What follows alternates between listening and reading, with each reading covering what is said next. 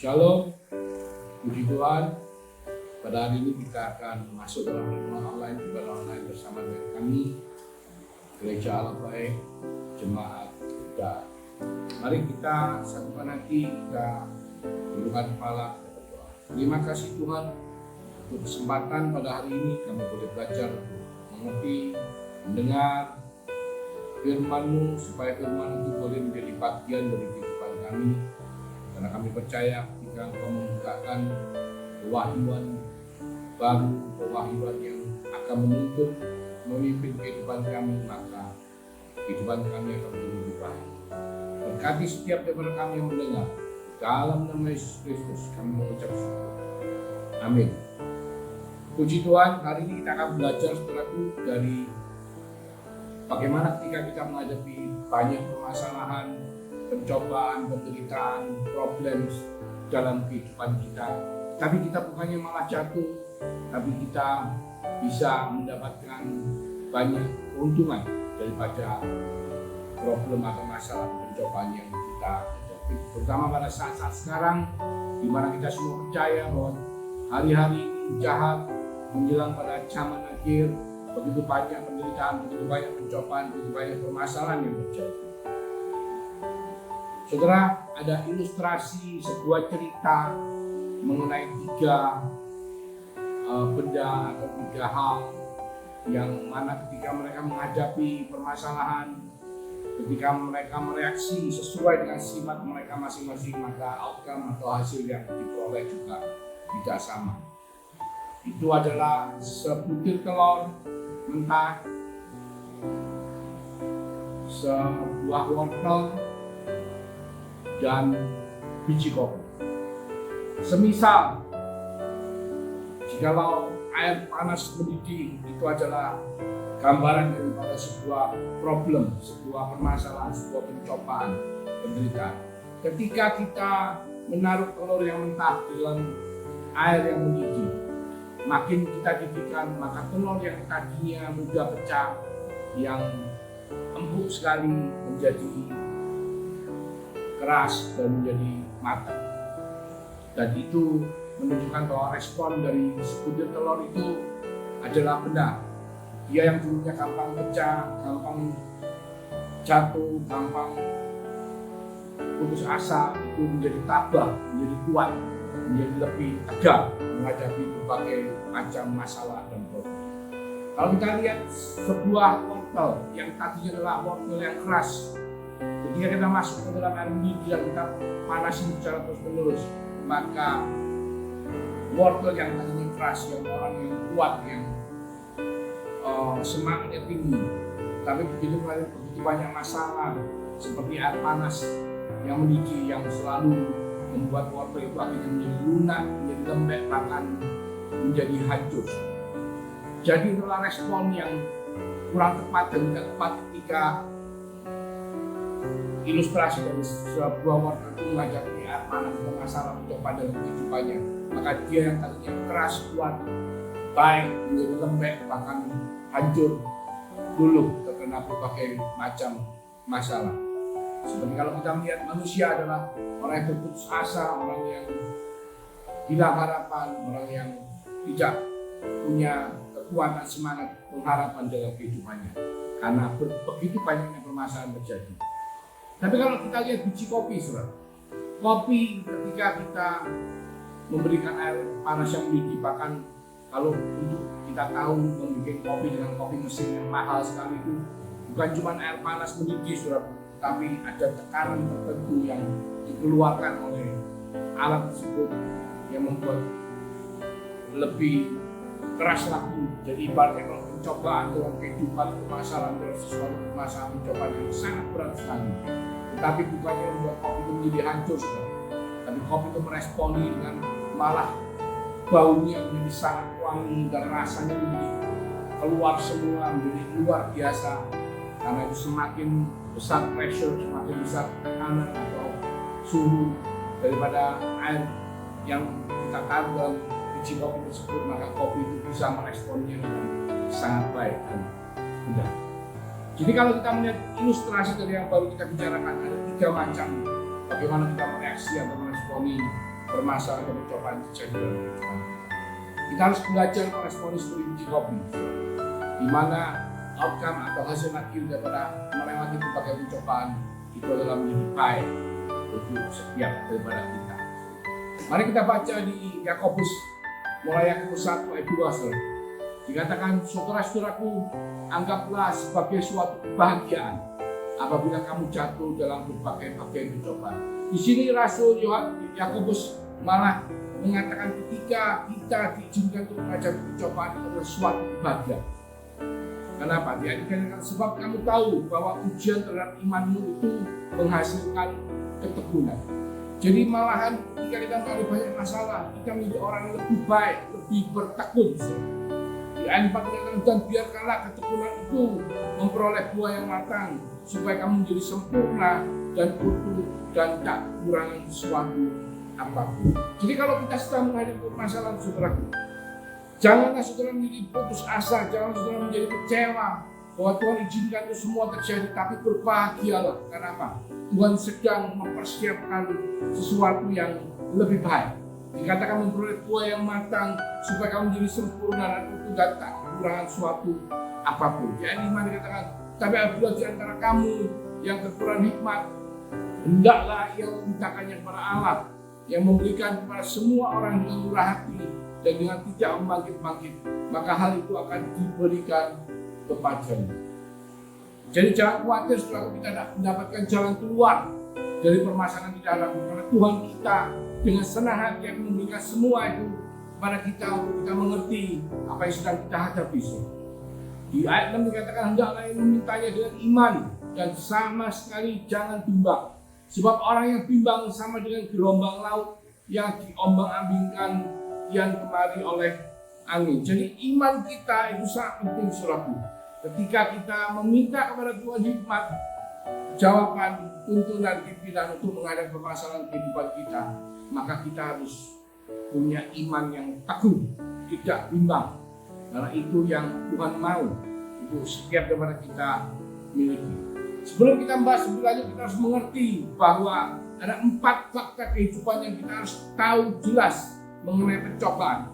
Yang pertama, pencobaan atau problem atau masalah itu tidak terhindarkan.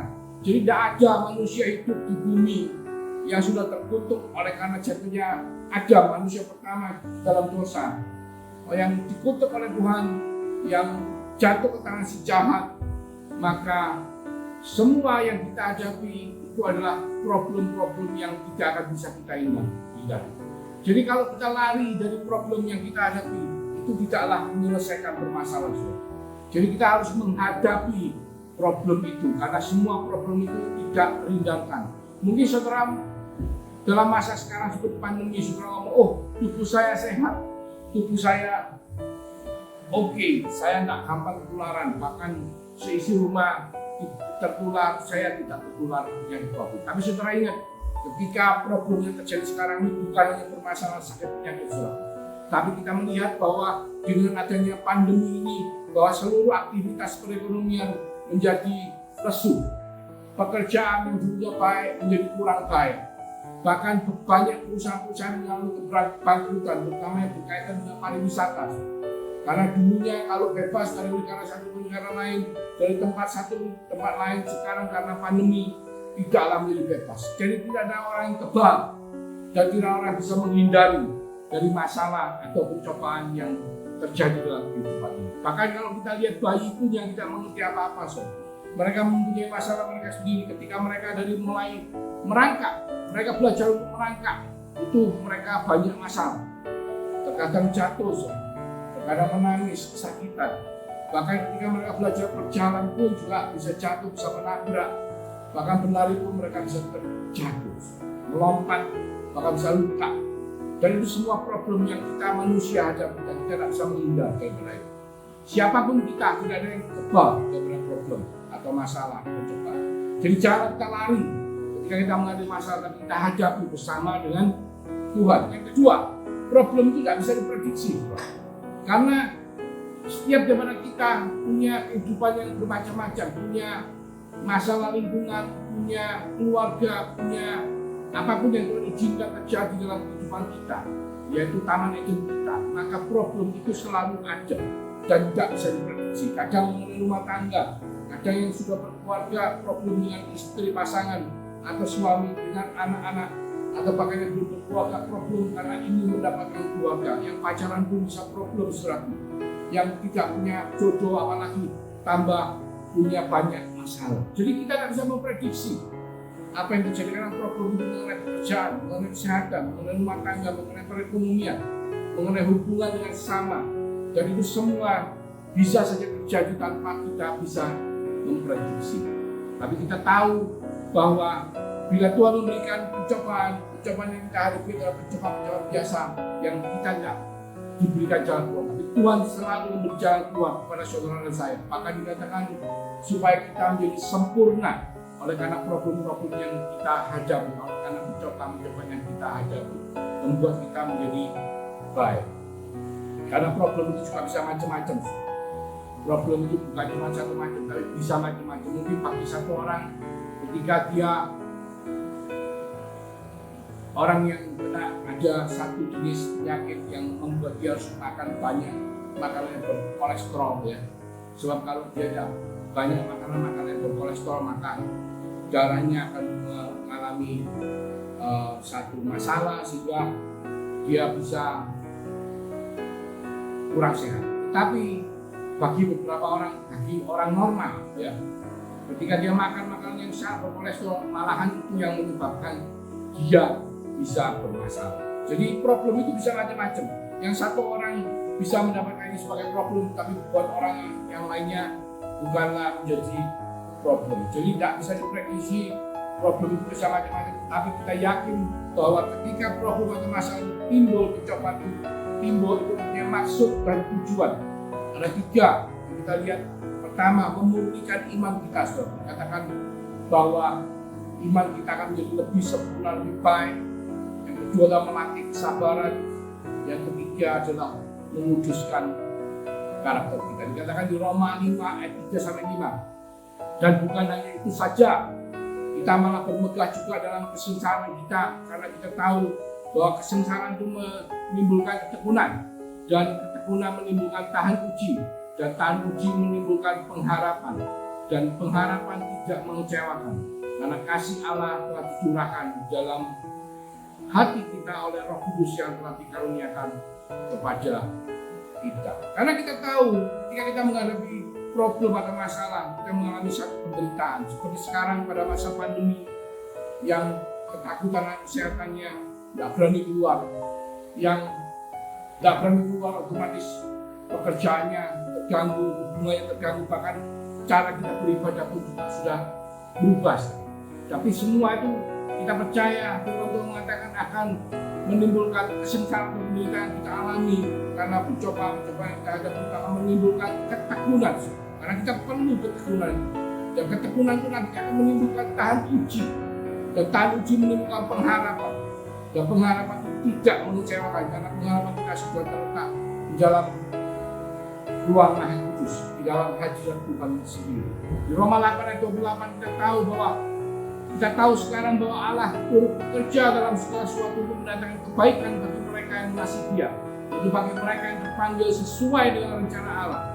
Sebab semua orang diberinya dari semula, mereka juga tentukannya dari semula untuk menjadi serupa dengan gambar anaknya, supaya ia, anaknya, menjadi yang sulung di antara banyak saudara. Saudara, sebagai anak Tuhan, kita adalah orang-orang dipilih oleh Tuhan. Dan orang yang dipilih oleh Tuhan dikatakan bahwa Tuhan turut campur dalam kehidupan kita. Tuhan akan ikut membuat semuanya menjadi kebaikan bagi saudara dan saya yang dipilih oleh Tuhan, yang mengasihi Dia, yang dipanggil sesuai dengan rencana Dia. Dan kita semua akan diubah dari seorang bayi menjadi remaja, menjadi dewasa, menjadi makin menyerupai seperti Kristus. Dan proses itu, saudaraku, itu adalah ketika kita menghadapi berbagai pencobaan, ketika kita menghadapi berbagai permasalahan dalam kehidupan ini. Jadi kalau kita menghadapi masalah, kita harus bersyukur, kita harus percaya bahwa masalah-masalah tersebut itu akan mampu memurnikan kita supaya kita menjadi makin serupa seperti Kristus. Bagaimana kita bisa mengatasi masalah-masalah tersebut? Kita lihat contoh yang jelas sekali adalah Daud. Di 1 Samuel 32:6 dikatakan ketika itu Daud habis berperang dan dia menang perang, dia pulang ke tempatnya di Siklag, ya, di mana tentara Daud keluarganya semua berada di Siklag. Tetapi apa yang terjadi ketika dia pulang di Siklag, ternyata bangsa Amalek telah menjarah semua harta mereka, bahkan membawa anak istri mereka sebagai tawanan. Dibawa keluar semua, dijarah habis dari Siklag. Dan ketika mereka pulang ke tempat mereka, ternyata apa? Ternyata semua sudah kosong. Dan apa yang terjadi di 1 Samuel 36, dan Daud sangat terjepit karena rakyat mengatakan hendak melempari dia dengan batu. Seluruh rakyat itu telah berhati-hati masing-masing karena anaknya laki-laki dan perempuan. Tetapi Daud menguatkan kepercayaannya kepada Tuhan Allah. Jadi yang pertama ketika kita melihat bagaimana Daud mengatasi permasalahan atau pencobaan yang dihadapi, pertama dia menguatkan kepercayaannya. Jadi bukan malah undur dari Tuhan, bukan enggak Tuhan tidak membantu saya, Tuhan izinkan saya mengalami sakit, Tuhan izinkan perusahaan saya mengalami kebangkrutan, Tuhan izinkan ini itu, saya tidak mau lagi, saya tidak mau ibadah. Bukannya seperti itu, saudara, tapi malah Daud menguatkan kepercayaannya kepada Tuhan Allahnya. Dan ketika dia berdoa kepada Tuhan, dia minta pimpinan Tuhan, dan Tuhan memberitahu bahwa dia harus mengejar bangsa Amalek yang merampas keluarganya. Dan Daud kejar bersama pasukannya dan mereka mengambil alih semuanya tanpa ada satu pun yang tinggal. Dan ketika kita meminta kurang hikmat, kita bisa minta kepada Tuhan, dan Tuhan akan memberikan kepada saudara saya tanpa cawe-cawe, tanpa menuntut yang macam-macam. Karena Tuhan selalu ikut membuat semua menjadi kebaikan bagi saudara dan saya mengasihi dia dan yang dipanggil sesuai dengan rancangannya. Dan itu kita lihat juga bahwa Daud adalah orang yang sangat bertekun, saudara. Tapi kita kalau melihat Ayub dikatakan di Yakobus 5:11, sesungguhnya kami menyebut mereka berbahagia, yaitu mereka yang telah bertekun. Kamu telah mendengar tentang ketekunan Ayub dan kamu telah tahu apa yang pada akhirnya sediakan Tuhan baginya. Karena Tuhan Maha Penyayang dan penuh belas kasihan.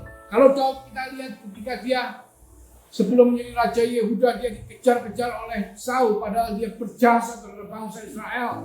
Malahan sebelumnya dia diangkat oleh Saul menjadi panglimanya, dan anak Saul diberikan kepada dia untuk dinikahi. Tapi akhirnya Saul menjadi iri pada Daud, dan Saul mengejar-ngejar Daud, mau membunuh dia. Dan Daud tetap bertekun untuk mencari wajah Tuhan, dan tetap tidak mau melanggar firman Tuhan meskipun dia punya 2 kali kesempatan untuk membunuh Saul yang mengejar-ngejar dia. Tapi dia tetap bertekun, dia percaya penderitaan yang dialami ini akan membuat dia menjadi makin baik, dan pada akhirnya dia menjadi raja di Yehuda, bahkan menjadi raja di Israel. Kalau Ayub kita semua tahu ceritanya, bahkan Yakobus mengatakan pada akhirnya Tuhan memberikan semuanya double, anaknya yang meninggal, hartanya yang hilang, bahkan kesehatannya yang hilang. Itu ketika Ayub tetap bertekun, tidak ingkar dari Tuhannya, tetap mencari Tuhannya, tetap percaya bahwa Tuhannya sanggup mengubahkan semuanya. Bahkan pada akhirnya dia tahu dan dia mengatakan, kalau dulu aku mendengar mengenai Engkau, tapi sekarang aku melihat sendiri Engkau muka dengan muka. Jadi kalau kita diizinkan Tuhan menghadapi masalah, penderitaan seperti sekarang ini, pandemi yang mungkin sementara kita masih belum bisa melihat kapan selesai. Mungkin kalau di Indonesia sudah tidak terlalu jelek sekali, bahkan sangat baik berkembang. Tapi kalau kita lihat di luar negeri, bahkan hari ini saya baca bahwa di Inggris terjadi lonjakan yang luar biasa sampai selalu lebih dari 100.000 kasus, saudaraku. Dan kita belum bisa memastikan kapan semuanya akan berakhir karena masih belum ditemukan sampai hari ini vaksin atau obat yang benar-benar ampuh dan canggih yang bisa mencegah pandemi ini berlanjut. Tetapi saudaraku percaya bahwa seperti Ayub, bahwa Tuhan nantinya akan membawa kita semua melewati ini. Dan bukan itu saja saudaraku, kalau Ayub dulunya hanya mendengar mengenai Tuhan, Ayub sekarang bisa melihat Tuhan, mengerti betul-betul apa yang menjadi kemauan kehendak Tuhan. Demikian pula saudara dan saya, supaya kita malah tidak beribadah kepada Tuhan, tapi malah kita mencari wajah Tuhan lebih-lebih lagi seperti Ayub, di mana ketika pada akhirnya pandemi ini lewat, kita akan mengenal Allah kita lebih daripada ketika masuk dalam pandemi ini. Meskipun gereja belum semua menjadi onsite, semua masih banyak yang online, tapi bukan berarti kita tidak bisa mencari wajah Tuhan kita. Kita tidak bisa berusaha untuk mengenali Dia lebih lagi dari pendalaman Alkitab, dari pembacaan Al-Quran Firman, bahkan dalam doa-doa kita sehari-hari ataupun dalam pujian penyembahan kita. Kalau tahu dalam sehari dia memuji Tuhan 7 kali, saudara. Jadi kalau kita lihat, kita kalau misalnya pelayan Tuhan pun di gereja 5 kali kebaktian, berarti dia melakukan pelayanan 5 kali. Tapi tahu dalam keseharian tiap hari dia memuji Tuhan sampai 7 kali sehari. Jadi bertekun adalah sesuatu yang ditimbulkan ketika kita menghadapi kesengsaraan atau yang ditimbulkan oleh permasalahan atau cobaan, yang kita tetap bertekun. Dan ketekunan itu akan membantu kita, saudara. Supaya apa? Supaya ketika kita melewati masa pandemi atau masa permasalahan itu, maka itu akan membuat kita menjadi tahan uji. Dan bertekun itu juga kita bisa lihat dalam kisah daripada Yusuf, di mana Yusuf kita tahu dia adalah anak yang paling dikasihi oleh Yakub, dan dia diberikan baju atau jubah yang luar biasa indah yang menunjukkan dia adalah anak yang terfavorit. Bahkan ketika dia usia 17 tahun, karena saudaranya begitu benci pada dia, iri, dan Yusuf dijual menjadi budak, dan dia harus bekerja di rumah tuannya, dan dia baik, berhasil, tapi difitnah oleh istri daripada tuannya, yaitu Potifar, jadi dia penjara. Dan saudara tahu, dia dipenjara sampai pada usia 30 tahun. Dan karena dia bisa menerjemahkan mimpi daripada Firaun, tapi sebelum dia bisa dipanggil Firaun, dia harus menunggu sampai dari pertama menjadi budak sampai dia usia 30 tahun, itu adalah 13 tahun. Dia harus menderita, saudara. Tapi dia tidak pernah meninggalkan Tuhan. Bahkan pada waktu dia dikodai oleh istrinya Potifar, dia mengatakan, semua oleh Tuhan itu telah diberikan kepada aku, hanya kamu istrinya tidak diberikan oleh Tuhan kepadaku. Dan aku tidak mau menyakitkan hati Allahku dengan melakukan hal-hal yang keji, yaitu berzina dengan istri daripada Potifar. Maka Yusuf kita lihat dia tidak meninggalkan Allahnya, dan dia tetap bertekun sampai pada akhirnya dia menjadi orang nomor 2 di Mesir. Dan dialah melalui dia maka bangsa Israel boleh diselamatkan. Yakub dan semua saudara-saudara Yusuf diambil dari tanah Kanaan yang mengalami kelaparan, dibawa ke Mesir, dan mereka semua boleh di tanah Goshen untuk mengembalakan kambing domba, dan melewati masa pandemi mereka, melewati masa kelaparan mereka, dan semua menjadi baik pada akhirnya. Kalau Rasul Paulus kita lihat di Roma 5 ayat 3 dikatakan, dan bukan hanya itu saja, kita malah bermegah juga dalam kesengsaraan kita, karena kita tahu bahwa kesengsaraan itu menimbulkan ketekunan. Ketekunan itu menimbulkan tahan uji, dan tahan uji menimbulkan pengharapan. Jadi janganlah saudara merasa ketika saudara menghadapi satu permasalahan seperti sekarang ini, bahwa permasalahan itu selalu membawa hal yang jelek. Tapi percaya akan firman Tuhan bahwa melalui permasalahan yang kita hadapi, melalui pencobaan atau pandemi yang sekarang kita hadapi, Tuhan akan bekerja dalam kehidupan saudara dan saya. Supaya apa? Supaya semuanya diubahkan menjadi kebaikan bagi saudara dan saya yang mengasihi Tuhan. Dan semua itu supaya apa? Supaya kita yang telah dipilihnya oleh Tuhan akan diubahkannya menjadi makin hari makin serupa seperti Kristus. Kita semua tahu, saudaraku, bahwa hari-hari ini adalah zaman akhir. Di Wahyu 14 ayat 11, maka asap api yang menyiksa mereka itu naik ke atas sampai selama-lamanya, dan siang malam mereka tidak berhenti untuk disiksa, yaitu mereka menyembah binatang serta patungnya. Dan barang siapa yang menerima tanda namanya, yang terpenting di sini ialah ketekunan daripada orang-orang kudus yang menuruti perintah Allah dan iman kepada Yesus. Jadi pada zaman-zaman akhir ini tuh, saudaraku, ketekunan adalah sesuatu yang mutlak untuk saudara dan saya bisa hadapi.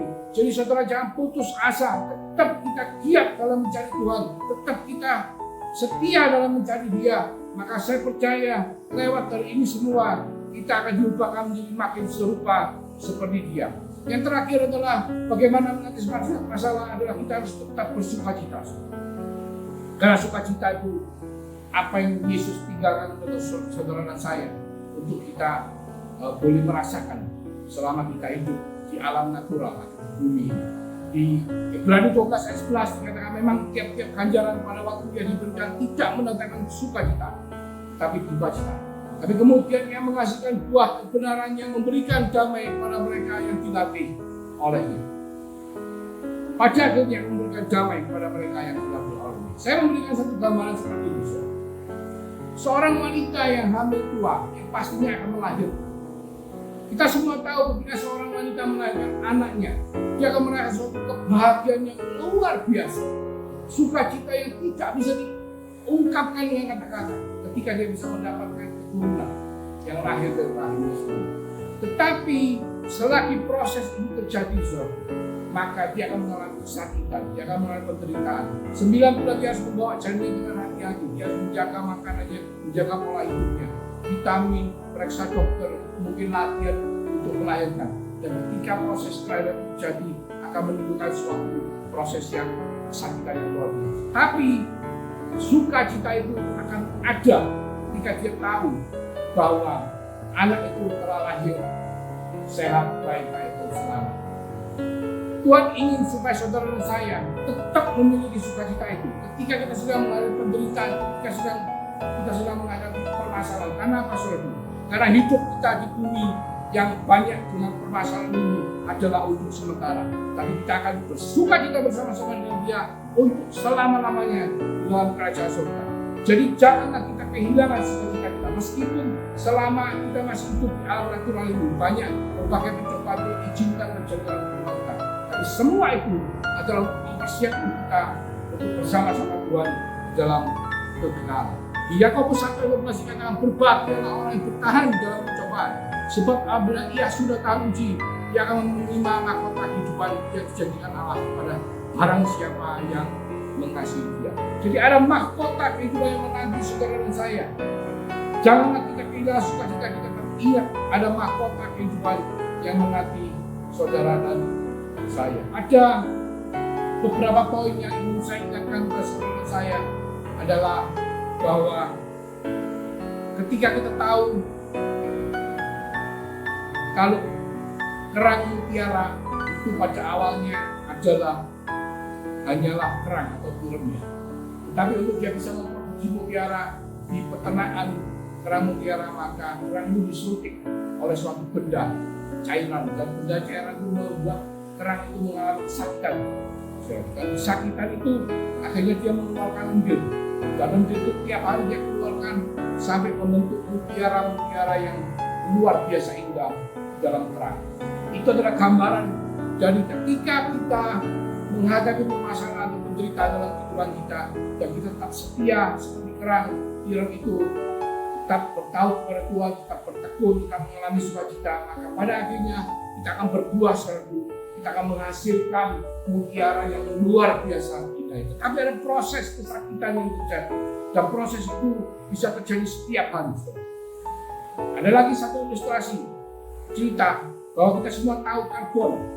Karbon itu arang. Arang itu kalau tertimbun di bawah tanah berjuta-juta tahun, beribu-ribu tahun, dan dia mengalami tekanan tanah, tekanan panas dari bumi, dia mengalami yang kita katakan proses karbonisasi atau berfosil, dan fosil itu akhirnya menjadi karbon itu menjadi berlian. Dan itu adalah merupakan satu proses yang berkelanjutan dan mengalami satu kesakitan yang luar biasa. Yang ketiga, ketika biji kita lempar tanah, biji itu akan mengalami kematian sebelum dia bisa tumbuh menjadi bibit dari sebuah pohon. Jadi kalau biji tidak mengalami kematian, maka tidak akan tumbuh pohon yang nantinya pohon itu akan berdiri. Demikianlah kehidupan saudara dan saya. Ketika kita mengalami penderitaan permasalahan, kita siap untuk mengalami kematian atas apa? Atas diri kita sendiri, atas ego kita sendiri. Supaya apa? Supaya kita mengalami kelahiran baru di dalam Tuhan. Kelahiran baru yang membuat kita menjadi bibit pohon yang bertumbuh dan berbuah untuk kemuliaan Allah semata-mata. Mari kita berdoa kepada. Terima kasih Tuhan untuk mengingatkan setiap daripada kita bagaimana kita meresponi penderitaan atau pencobaan yang kita alami dalam kehidupan ini. Karena kita percaya ketika kita mengalami penderitaan dan kita tetap bertekun pada Tuhan, kita tetap tidak undur daripadamu, kita tetap mengalami sukacita, maka Engkau akan memurnikan iman kita, Engkau akan menguduskan karakter kita, Engkau akan membuat kita lebih sabar dan tahan uji.